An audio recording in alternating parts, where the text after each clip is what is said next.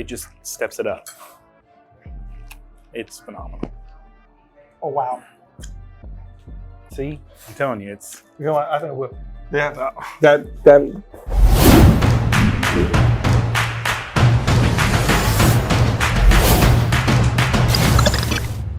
I'm Doug with America's Best Restaurants, and we're traveling the country coast to coast to find restaurants that you should dine at on a regular basis, like Gold Rush Cafe right here in Paducah, Kentucky. We're gonna go inside and talk to Corey and get the lowdown on Gold Rush and profile 4 menu items that you just have to try. So why don't you come with me? I know you're hungry, it's a food show. Let's go check out Gold Rush.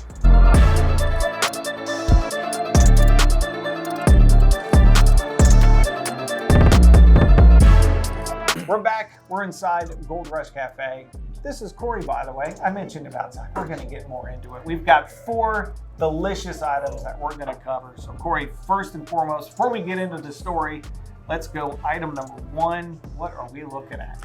This is our Calamity Jane, which is our huge biscuits topped with our homemade sausage gravy, 2 of our marinated hand-breaded chicken tenders, covered with 2 eggs, however you want. These are over medium, and cheese.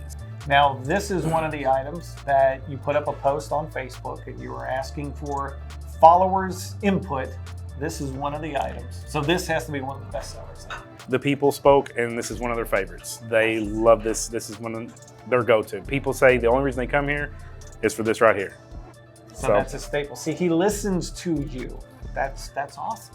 You're my people. I'm here for you. So you talk, I listen, I create. It's really a beautiful thing. So this is for, I would imagine, this is a good thing for breakfast, good thing for lunch. This thing flies out all days. All day. So we're open 7 days a week, 7 to 7. This is available the entire time. And we sell quite a few. I would imagine so. Yeah. All right. Now, I want to ask you, this is the staple question. How did you get into owning a restaurant, into the culinary world? It's always fascinating to hear how people got into it. So what was your introduction to owning a restaurant and being involved in food? Being involved with food would have to go back to my mom. She would cook, you know, like most parents do for you. And, it was good, you know, that's what I grew up with. So my friends would invite me over and they'd be having dinner and they would ask if I would want to join. I'm like, sure, you know, I'll eat dinner. And I would take a bite and I was like, wow, this is good. What is it? And they said, it's pork chop. And I'm like, no, this isn't a pork chop. I'm like, yeah, it is. I'm like, no, I've had a pork chop. This is not a pork chop. And apparently there were other seasonings and salt and pepper that existed. I had no idea. So my eyes were open to a whole new world of flavor and new experiences in the culinary world. And I just took it on. And the years passed and I dabbled a little bit more, did more research. I love the science behind food. I mean, the way something salty can complement something sweet and the merriment of it together is just amazing. And I applied to the CIA, not the spy. I know that's what you're thinking. I could pull it off, but no. The Culinary Institute of America in Hyde Park, New York. And I was gonna go there and become a chef, but God had other plans, and I had this opportunity to buy a cornerstone of downtown Paducah. This fine restaurant's been here for 23 years, and I jumped at the chance. Nice. And it is a tradition here. I mean, we've talked with some of your customers that have been here from day one when the restaurant first opened. So this truly is a tradition. You've taken over a linchpin of Paducah. Exactly. I mean, I couldn't let it go. That's what I tell everybody. I can't let it go. This place will not go away. As long as I'm alive and breathing, this place will still be here. It's a big part of downtown, which you're hoping to help revitalize and give additional growth, right? Yes, this has been in this spot for 23 years. It's expanded, it's grown, it's shrunk, it's changed, it's gotten better, and it's going to keep getting better. So when you come in, a lot on the menu has been here over the years, but there are also new items, which this is the world premiere. We need drums or something like. Yeah. Okay, this item, brand new, first time it's ever been on camera, right? Correct. Holy cow. So feel honored. What are we looking at? How did it come about? This is called the flood wall. I teamed up with a great friend of mine that owns Kirchhoff's Bakery, just 2 blocks east of here. And we have taken his homemade bread and put, it's a huge piece of bread, but we fill it with, this one is filled with sausage, tomato, onion, bell pepper. You're going to have to take a knife and attack it because that is, holy cow, that is a big it's a piece of beast. bread. Go for it. I'm just making a mess. Do it. Yeah, cut it diagonal like this. It floods out everywhere. That's what we call it, the flood wall. Is once you cut it, all the flavors and everything just flood your plate. I mean, it's just, holy cow. It's beautiful. So this one has got the sausage, tomato, onion, bell pepper, and cheese. Then we top it with 2 eggs, over medium or over easy. I prefer over easy. Cover it with hollandaise and queso and a side of salsa. Hollandaise and queso, not 2 things that you would think would go together, but holy cow, it's good. We are the dreamers of dreams. You know what that's from? I'm not sure. You keep talking. I'm eating. Willy Wonka, love that movie. Oh, yes. And when he says we're the dreamers of dreams, that's what we do here. We create things that no one's ever done before. I mean, who puts chicken and eggs on top of a full biscuit and gravy? Who creates this? That's what we do. I'm the candy maker, the dreamer. Yeah, just do it all. I mean, we crazy fun stuff. We, This does not taste like snozberries. How about that? That's, yeah. There's a Willy Wonka for you. That is. You do research on what a snozberry is, you won't, no, it's not. No. Okay. Yeah. Okay. Never mind. I'm just going to keep eating. Yeah, that is delicious. I'm telling you, it's like, it's good. And you know what makes it even better? What's that? You top it with a little bit of dash of green Tabasco. If you haven't had that before? Uh-oh, here it comes.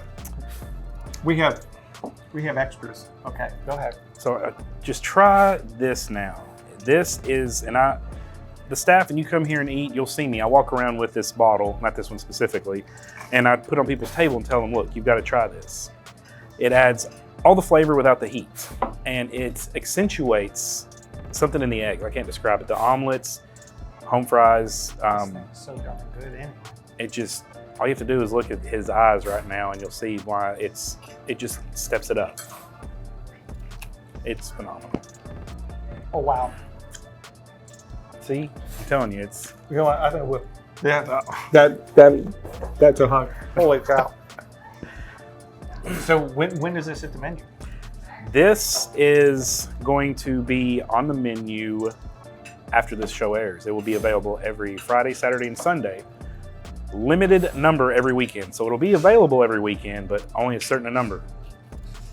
I'm going to save the other half for Austin. Okay. See, everyone's concerned about Austin. What about Austin? That's sweet. I mean, I know, I'll be nice. He said some things about you. He's wrong. You are a nice guy. I know. That's right. Don't pay attention, Austin. Sweet. Okay, let's go to the next slide. This was another one that your followers on social media. Now, I have to be honest, this is the second one because I crushed the first one. I did give Austin a small piece. I crushed it. Talk about this and the butter because words do not really give this justice. This is our bread and butter, no pun intended. This is the pinnacle of all waffles. It's our bread pudding waffle topped with our homemade maple butter. We have taken the bread pudding recipe and tweaked it slightly to incorporate it to become waffle-like. And it doesn't need syrup because I always recommend this to every customer that walks in. So if you ever walk in, the 2 things you're going to hear from me is going to be, you got to try the bread pudding waffle, try the green sauce. This is why I own this restaurant. It's that good that I just had to buy it. I mean, I'm dancing. It's amazing. I'm telling you. Syrup on this is like putting steak sauce on a really good steak. You don't do it. Don't do it. That's beautiful. Like I love that. That's exactly right. You like that? That's you good. Didn't think of that? No, I like that. You can use that. Thank you. You are kind. See, you are good people. It's nice. We've worked together. I like well. this. This is awesome. I'm gonna eat some more. So you're gonna put on about 5 pounds by the end of this don't worry trip. about That's fine. That's the number one question we get anyway. So I want to give you props on something. And I like to document this. Your staff, we're talking to your staff beforehand, and they have such high praise for you, how you run the restaurant, how they feel here. You've got a lot of I guess people who've been here a while, even before you came on board, then you have newbies who've been here 2-3 weeks. and they all speak highly about you. And I think it translates into how you handle the customers, watching you interact with table touches, and how you sometimes they have to come get you because you're at a table for 20 minutes and they're like, where's Corey? He's got work to do. Talk about how you approach owning the restaurant and employees, because we don't see what you provide everywhere. It means a lot. Well, I mean, I may own this restaurant, but it's not mine. It's the community. I don't cook this food for me. I cook this for everyone else, for you all. This is for you. So I try to come out and talk with people, get ideas, show my appreciation, just get a feel for the community and see what people are really into, and trying to get people out of their comfort zone. Because a lot of people are scared. I don't know why you'd be scared of the bread pudding waffle, but they're like, I don't know. But once they smell it and taste it, they're a believer. I've actually been approached to start a church of the bread pudding waffle. So I believe it. It may come. You may see is that. a religious experience. That it is. And I just drawing a blank. Just wanting people to try new foods. I'm all about flavor. I want someone to come in here and step out of their comfort zone and try something that they normally wouldn't. I mean, the flood wall. That's going to be something I think people are going to love once you try it. I mean, he already ate half of it. And Austin will eat the other half. Well, it just needs to be said, because again, the way you interact with people, it really says a lot about the restaurant. It says a lot about you. So kudos to you for that. That's awesome. Last but not least, this monster, the Eggscaliburger. Eggscaliburger. Okay, please explain. So what we've done is we have taken your double cheeseburger and topped it with a fried egg, but instead of a normal bun, the bottom bun is a grilled cheese filled with pickles, and the top bun is a grilled cheese filled with tomatoes. And to hold it all together, we put a knife through it that usually pierces the yolk, so the yolk just completely covers, smothers, hugs the rest of the burger. And it's a lot of food.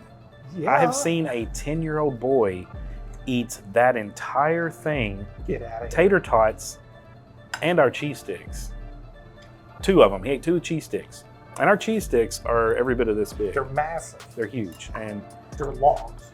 They're cheese logs. That's what I've been told. Yeah. I need to change the name to cheese logs. And we might actually do a vote on that.